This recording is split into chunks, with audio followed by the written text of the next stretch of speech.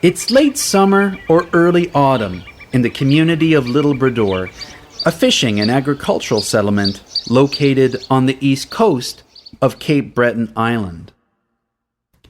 A crisp breeze is blowing off the ocean and through the fields, carrying with it the scent of local vegetation like goldenrod and Queen Anne's lace.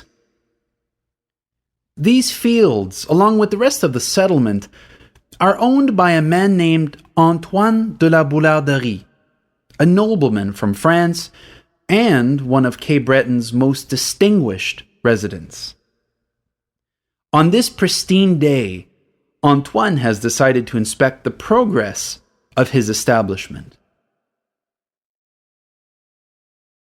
He lumbers down towards the shore, where the fishermen are hard at work. Although Antoine is only 49 years old, it's likely that at this point in his life, he's walking with a cane to alleviate the pain of old war wounds. But old wounds aren't the only burden he carries. The loss of his house, barns, and stable, burned down by miscreants some 6 years ago, has also left its mark. Still, he walks on with dogged determination, the same determination that's driving him to rebuild what little is left of his establishment. All of a sudden, La Boularderie finds himself staring down the barrel of a gun held by one of his own hired laborers. Although surrounded by this serene and peaceful landscape, Antoine's life flashes before his eyes. We don't know exactly why one of his workers has decided to kill him, but to think that Antoine will meet his demise not on some distant battlefield, but at the hand of one of his own employees, takes him by surprise. The man pulls the trigger, and Antoine falls to the ground. This is the untold story of the Boularderie family.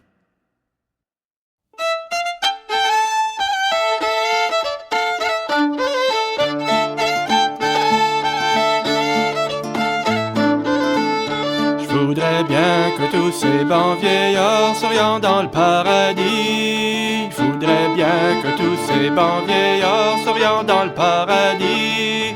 Et que toutes les... This is the lost world of Cape Breton Island. It's the aim of this project to reconstruct the lives of people long gone, walk roads that no longer exist, and retell long-forgotten stories from Cape Breton's past through the eyes of those who saw it for themselves.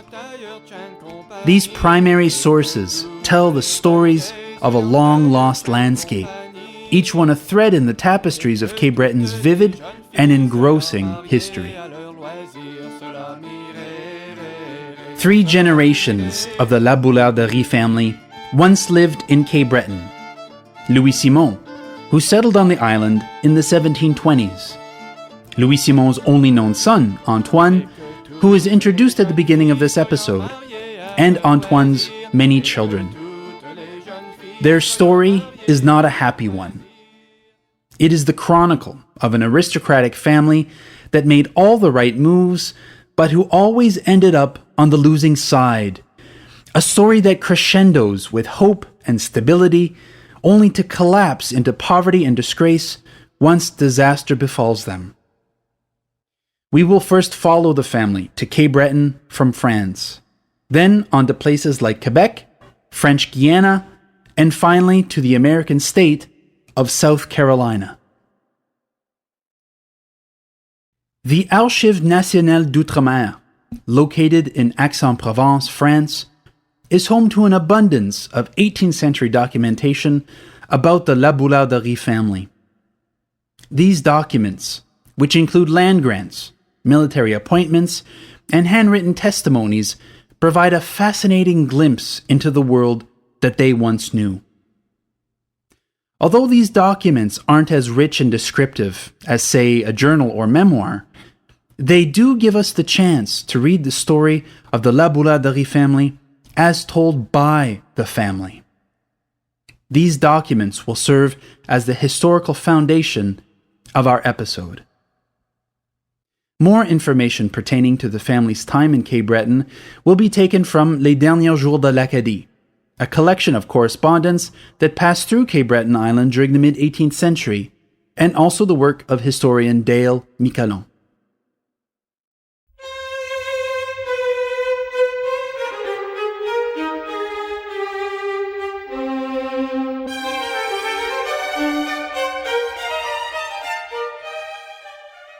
At the end of the War of Spanish Succession in 1713, France ceded the colonies of Acadia and Newfoundland to Great Britain. However, France would retain control over the islands in the Gulf of St. Lawrence, the most important of these being Ile Saint-Jean, present-day Prince Edward Island, and the island of Cape Breton. As per the treaty signed at the end of the war, the population of Placentia, Newfoundland, and the islands of Saint-Pierre and Miquelon would be uprooted and transferred to French territory.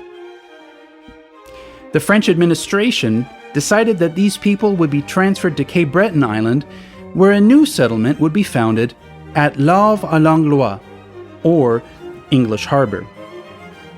The administration soon changed the name of the settlement to Louisbourg, and Cape Breton Island to Ile Royale. To help this fledgling colony, the colonial administration in New France arranged for soldiers and equipment to be sent to Louisbourg, but since no naval ships were available at the time, they instead contracted a merchant ship in Quebec to do the job, a ship commanded by a man named Louis Simon de la Boularderie. Louis Simon was born around the year 1674 in Paris, France. In 1693, he entered the colonial troops and served in both Newfoundland and Acadia. Although a naval officer by trade, by 1713, he was forced to find other kinds of employment, and so got involved in merchant shipping. It was at this point that he was contracted by the colonial administration in New France to carry supplies to this new settlement on Cape Breton Island. It was likely in the month of August 1713 when Louis Simon sailed into the Gulf of St. Lawrence and down the northeastern coast of Cape Breton toward Louisbourg. Perhaps it was at this time that La Boularderie first laid eyes on the island that would one day bear his name, an island that sat in the entrance of Cape Breton's vast inland sea, known as the Bredor Lakes, like a cork in a bottle. If observed from offshore, the island would have appeared only a few kilometers wide. But in reality, the island proved to be some 10 kilometers wide and well over 35 kilometers long. To reward La Boularderie for his services, historian J.S. McLennan explains that in 1719, the king granted him a concession of land, which included all of the island that sat in the entrance to the Bredor Lakes, and, we quote, the opposite southern shore to a league in depth, the island at Ingonish, and exclusive beach rights for 100 fishers, unquote. This concession was unique in that it was designated franc à le noble. It meant that Louis Simon owned his land outright and was not required to pay dues or taxes to the king, unlike the seigneurial concessions of Canada and France. Louis Simon was, in effect, the true lord of the land. Today, the island, which is known locally as Boularderie Island, is best known for its rolling farmland and strong Gaelic and Scottish ties. It is bisected by the Trans-Canada Highway, which runs from St. Andrew's Channel to the Seal Island Bridge. The community of Point Oconee, located on the northern coast of Boularderie Island, together with the community of Alder Point that sits on the opposite shore, mark the present-day location of La Boularderie's 18th century settlement known as La Petite Brador, or Little Brador in English. A decoding of Louis Simon's name provides us with rich detail not only about the individual, but also about the entire Boularderie family. But it's important to note that La Boularderie is not the family's name, although for the sake of simplicity, we will continue to use it as such. Louis Simon's family name was actually Le Poupet. In France's Ancien Régime, when someone's first name and family name were followed immediately by the particle de and by a territorial designation, it was usually because they were of the nobility. Therefore, there are 4 components to Louis Simon's name. His first name, Louis Simon, his family name, Le Poupet, the particle indicating nobility, de, and the estate to which his nobility was linked, in this case, an estate in Normandy known as La Boularderie. Putting it all together, we get Louis Simon Le Poupet de La Boularderie. The names of Louis Simon's descendants would, in fact, incorporate other family estates into their own names, such as Saint-Aubin, Tréville, Vesly, Cou, and Benneville, although each of these designations would be preceded by the family name Le Poupet. While Louis Simon focused his attention on his growing settlement at Little Brador and his fishery at Ingonish, his only son, Antoine, now about 15 years old, was busy leading a very different kind of life. Antoine was born in Port Royal, Acadia, present-day Annapolis Royal, Nova Scotia, in 1705. His mother's name was Madeleine Malençon and was likely of Acadian descent. Little to nothing is known about Antoine's early years in Acadia, but at about the same time that his father acquired his noble concession at Little Brador, young Antoine was serving as a page in the household of the Duke of Orleans in France.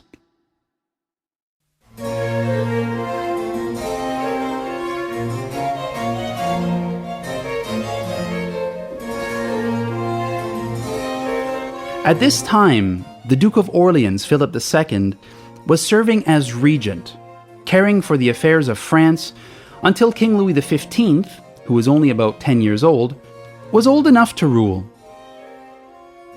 For Antoine, a young nobleman with strong political connections, serving as a page to the most powerful man in the country set him on a path to glory. It exposed him to a powerful network of highly placed individuals and groomed him for either public or military service. Typically, a page cared for the daily needs of his master, such as dressing him, carrying personal letters, and attending to him at court. No doubt Antoine's daily tasks were similar. The Duke of Orleans lived at the Palais Royal, a royal residence located in the heart of Paris, and during these years the palace served as the seat of government for the entire country. In this environment, young Antoine would have not only served in the presence of the men who ran France, but also the monarchs and foreign heads of state who ran Europe. Today, you can visit the Palais Royal in Paris and see where Antoine would have spent his formative years. It is a short walk from the Louvre in Paris's first arrondissement.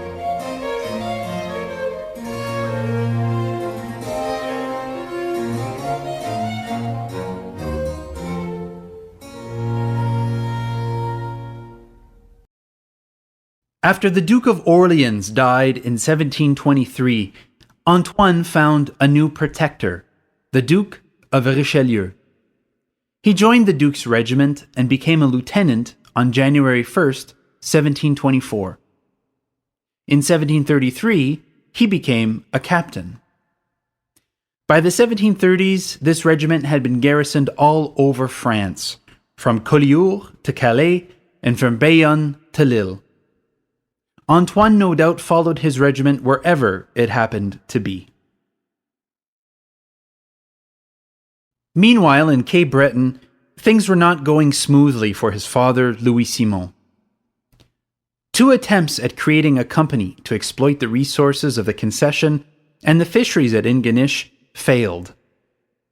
Historian Dale Miquelon says that, finally, and we quote, La Boularderie succeeded in 1723 in forming a company at Saint-Malo to provide the capital necessary to exploit his concessions. The enterprise began inauspiciously when he and the company's director were captured by pirates and set adrift in a small boat 100 miles from Ile Royale. In 1726, La Boularderie had the new company evicted from his concessions because he believed, rightly or wrongly, that for 3 years it had neglected the duty of settlement while exploiting the lucrative fishery. In 1729, a new company was formed with 8 merchants of Rouen and Le Havre. Unfortunately, a managerial crisis in France caused the stoppage of supplies and obliged La Boularderie to return there in 1732 and 1735. The quarreling associates dissolved their company, and La Boularderie returned to L'Île Bredor to establish a shipyard. This last and most visionary of La Boularderie's projects, which was to begin with the construction of a 1,200-ton vessel for the King of Spain, was blighted at the outset by La Boularderie's shipwreck in the St. Lawrence with necessary supplies and by the withdrawal of his associate." Unquote. In Europe, things were not going smoothly either. In February of 1733, the King of Poland died, plunging Poland into a civil war. By October of that year, the European powers had chosen which side of the issue they were on. The Bourbon powers of France and Spain chose to oppose the Habsburgs of Austria, and armies were mobilized across Europe.